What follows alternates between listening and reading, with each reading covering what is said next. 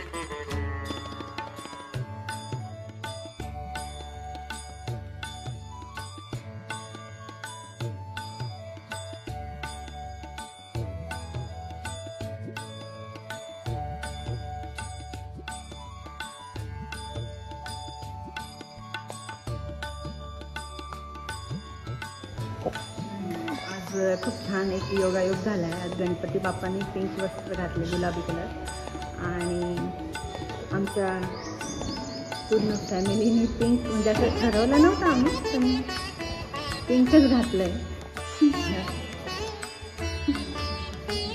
अचानक का छान योगायोग झाला, त्याच्यामुळे छान सुरुवात झाली असं वाटतंय मला। गुरुजींचे वस्त्र पिंकच आहे।